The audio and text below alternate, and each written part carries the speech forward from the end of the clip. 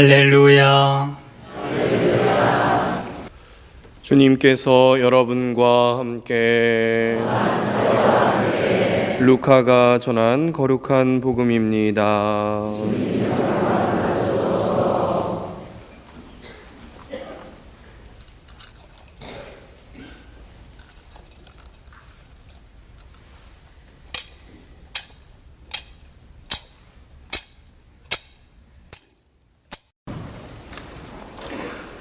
참 예수님, 우리 여기 구유 오늘 우리 또 정하신 분님하고 또 몇 분의 자매님이 이렇게 해서 오늘 하루 종일 또 해서 준비를 했습니다.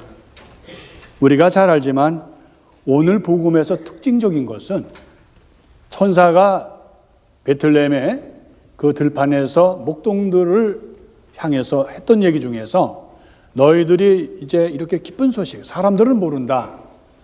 근데 이제 베들레헴 마을로 들어가면 너희들이 알아볼 수 있는 표지가 뭐냐? 그건 오늘 우리가 이미 들었지만 이렇게 구유에 포대기에 쌓인 아이일 것이다.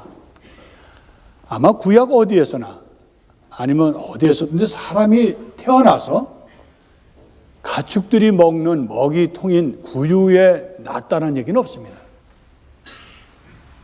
아주 특별한 방법으로 아카스에게 나타났던 처녀가 아기를 낳을 것이다.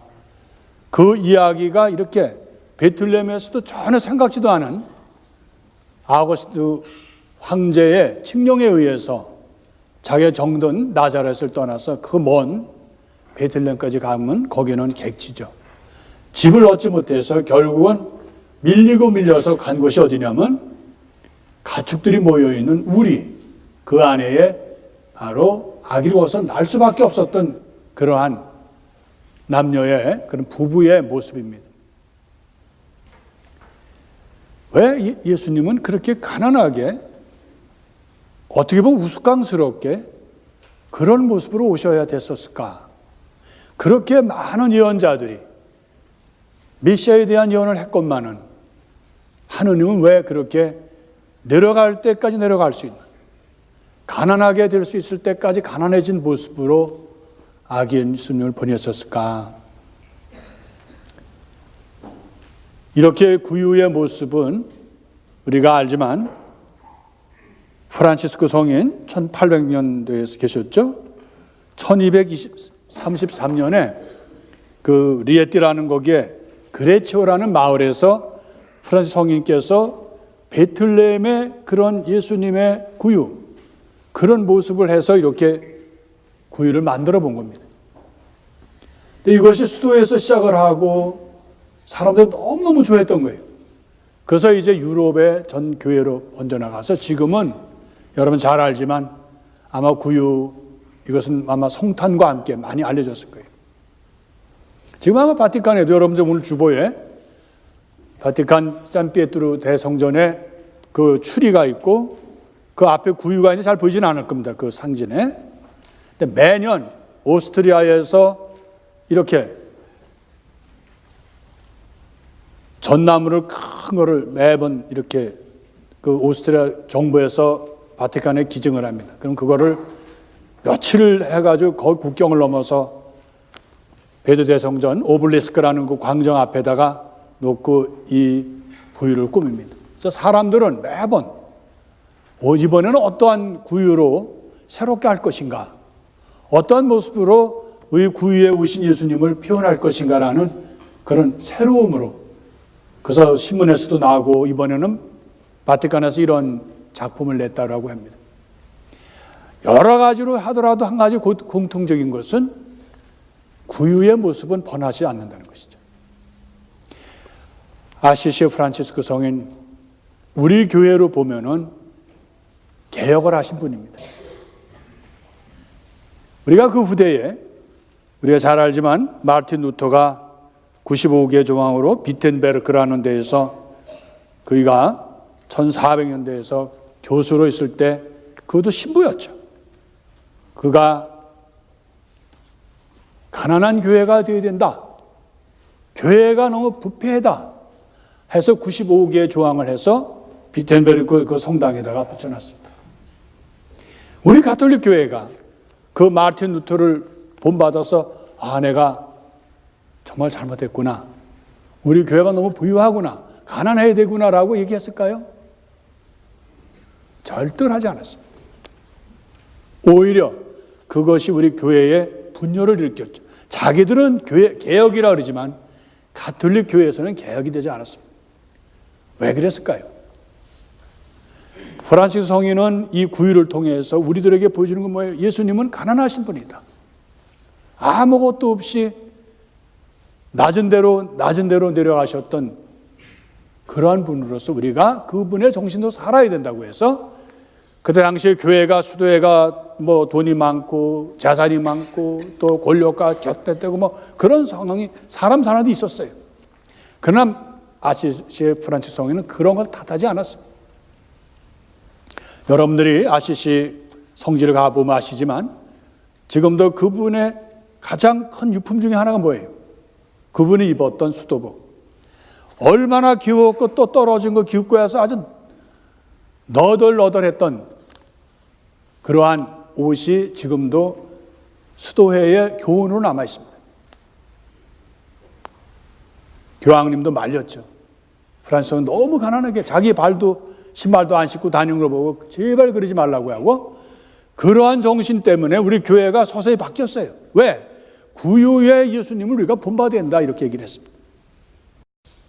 그래서 교회가 봉사하는 교회, 기도하는 교회, 가난한 이들을 위한 교회.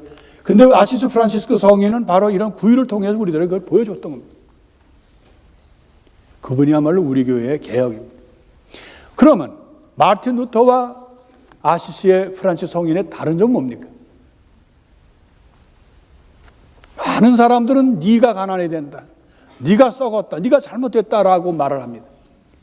95개 종의 어마어마한 걸 가지고 가톨릭을 비판했습니다. 근데 그 사람은 절대로 나는 잘못했다, 나는 죄인이란 말을 하지 않았습니다. 프란시스 성인은 95개 종 아니고 몇 개라 하더라도 다 자기가 잘못되고 자기가 부유하고 자기가 재산이 많은 아들로서 태어나서 방탕했다고 그랬고 죄인이라고 얘기하면서 자기를 회개했습니다.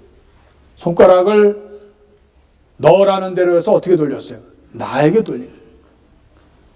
예수님은 바로 당신 스스로가 낮아지신 거예요.